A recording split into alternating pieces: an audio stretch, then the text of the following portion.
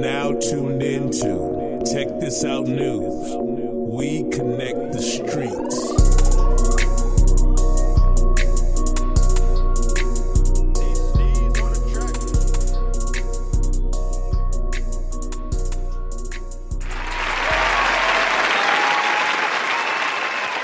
Our next session is a view from the top, the power of creativity and influence. Now, please welcome Clark Stacey, CEO and co-founder of WildWorks. Welcome Dan Weinstein, president and co-founder, Studio 71. Please welcome Chris Williams, CEO and co-founder, PocketWatch. Please welcome Shelley Zimmerman, co-head Awesomeness.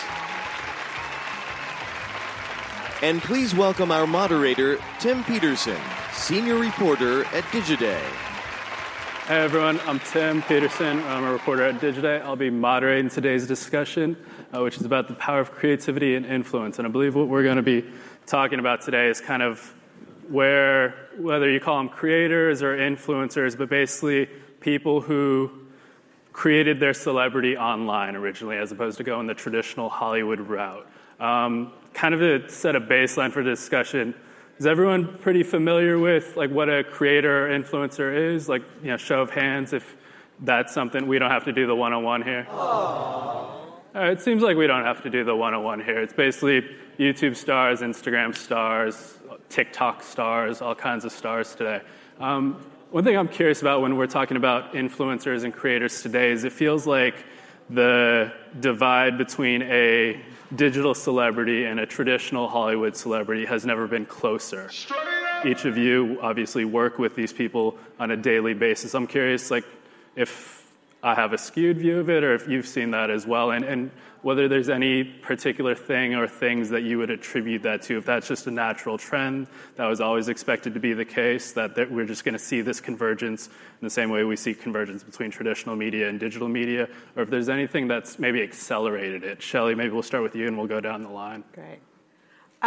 For the audience that Awesomeness targets, that Gen Z young adult audience, famous is famous. So for what we really see is that digital stars, traditional celebrities, they all have the same draw and the same appeal to our audience.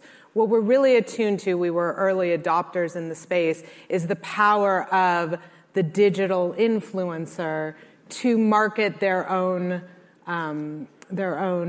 content and creations. And so we're always trying to kind of tap into their creativity and their power with the audience. So for our audience, that creator is the exact same star that maybe for my generation, a movie star was. So we're always looking to populate our projects with people who have relevance in the social media space. They may have been come up through YouTube or Vine or Instagram, or they may be off of a Disney Channel or a Nickelodeon show. But we're always looking at how to reach the audience to market our projects, and certainly having a really strong presence there is really important because that's where our audience is spending their time and consuming content. Yeah. Chris, PocketWatch, you obviously work with a good number of influencers, creators. Not that many. But ones with a big following. Yeah, and what's important to us has been, look, at PocketWatch, we're really about, taking these YouTube stars and other digital sort of characters and IP that are born from these new digital platforms and really turning them into global franchises. And for Gen Alpha, even more than what Awesomeness is working on, this is a generation that's never known a world without iPhones and iPads and YouTube, right? So they are growing up literally with that as the primary screen. Are you crazy? Are you out of your mind? And what's giving us a tremendous amount of confidence as we do this is that as we bring these digital stars and characters to new outlets in the way that you would traditionally associate with characters like SpongeBob or Mickey Mouse, we're seeing real success, whether that's at a retail store like Walmart and Target in terms of selling different merchandise, whether it is books or live events, or even as we repackage content and go onto platforms like Hulu.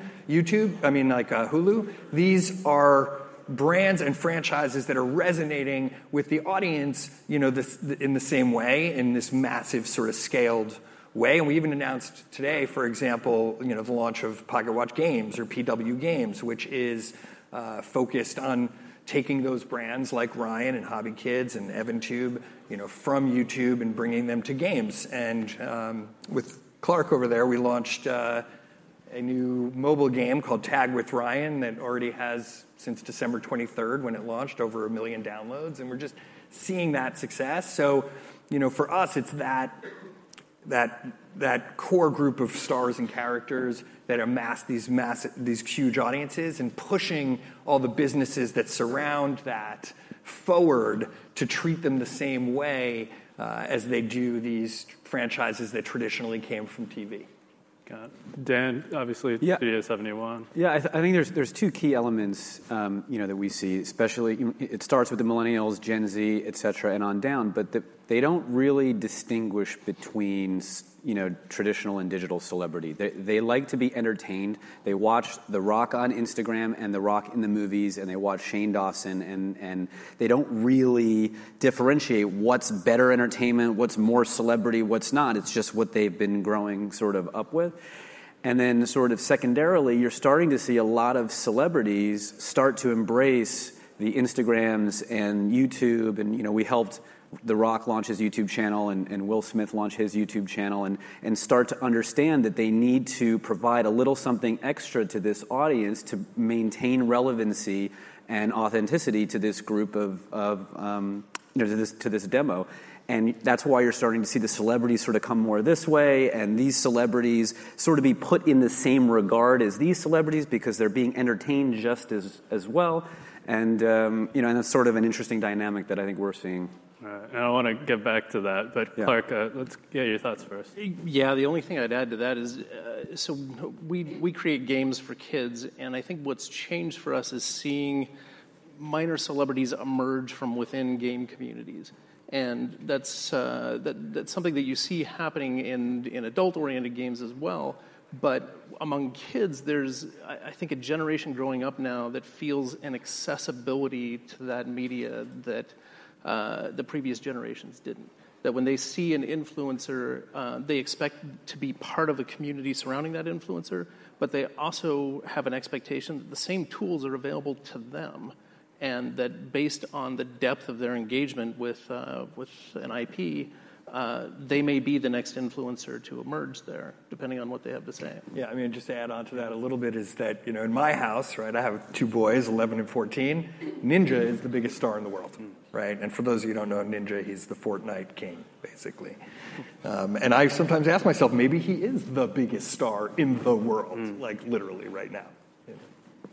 ESPN magazine cover, that says something. Says something. Dan, to your point around traditional celebrities coming into this space, coming into YouTube, basically playing on the digital creators' turf. I'm curious, because on the one hand, it looks like that validates, the market. It's obviously celebrity becomes celebrity, however you want to define it. But on the other hand, it seems like it creates some competition for eyeballs. Now people can watch The Rock or Will Smith the same place they might watch a Red and Link or a Ryan. And I'm curious, what traditional celebrities pushing into this space, what kind of repercussions or changes that might have elicited from the digital celebrities who that is their space? I don't know that there's any repercussions. Okay. I think that people will gravitate towards what entertains them the most. I think sort of talent will always continue to rise to the top. And I think there's a difference between when you're watching somebody like, Will Smith or The Rock do their thing, and then you're watching Emma Chamberlain or Ninja. It's a different type of entertainment. And so I don't really think that there's going to be that big of a... there's always been competition for eyeballs. You're essentially playing with a land of infinity, right? Anybody has the opportunity to upload a YouTube video or upload an Instagram video.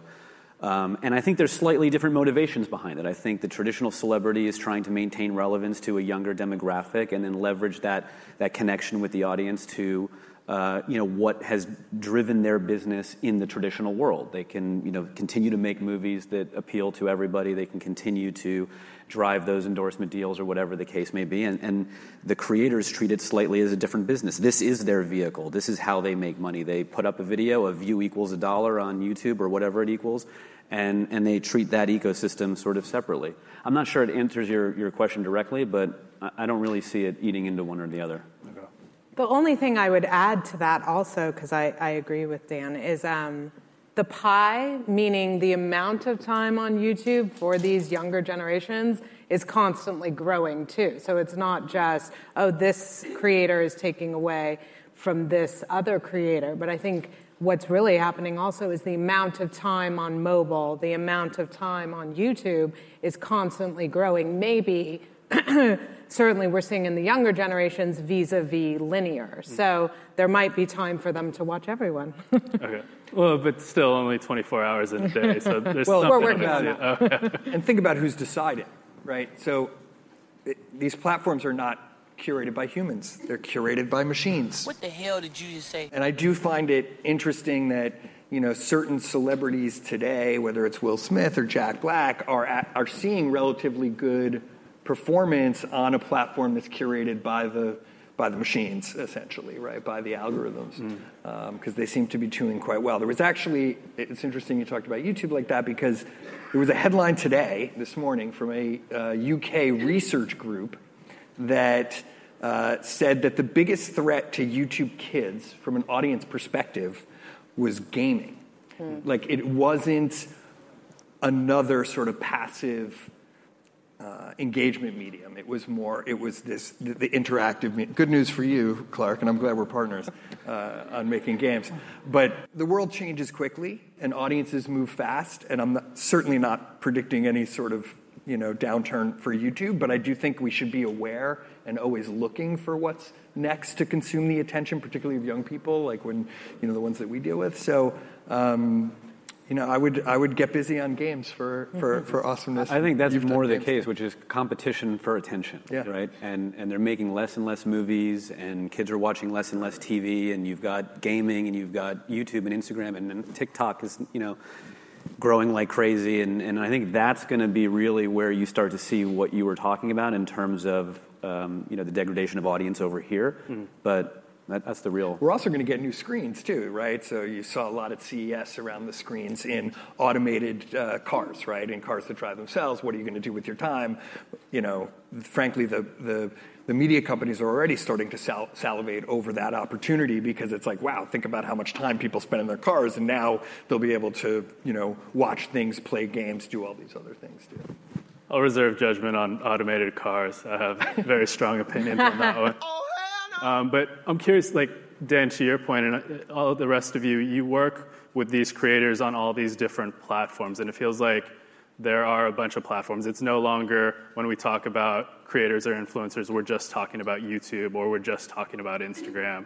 How are they kind of keeping up with the different platforms? Especially, these people run big businesses. They have teams under them now. It's, posting, creating an IGTV video isn't, just a question of, do I have the time for this, but also, is this going to benefit my business? Because I don't want to be out there doing stuff for free because I have a business. At least I would imagine that's the case.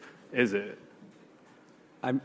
So you have to be where your eyeballs are, right? Changing user behavior is really difficult to do, and so you have to engage with your audience in the manner in which and where they want to be engaged. And that tends to change, and you need to diversify those types of platforms and opportunities. Look at, Vine was a huge place for stars, and then Vine disappeared. Now you have TikTok, and now you have this.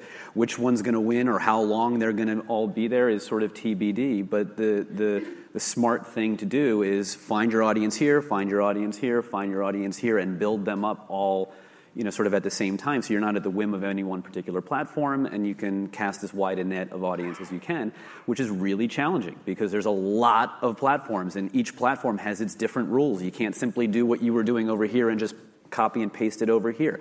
Facebook video is different than YouTube video, is different than Instagram, and how they want to be interacted, the audience that is on those platforms is slightly different.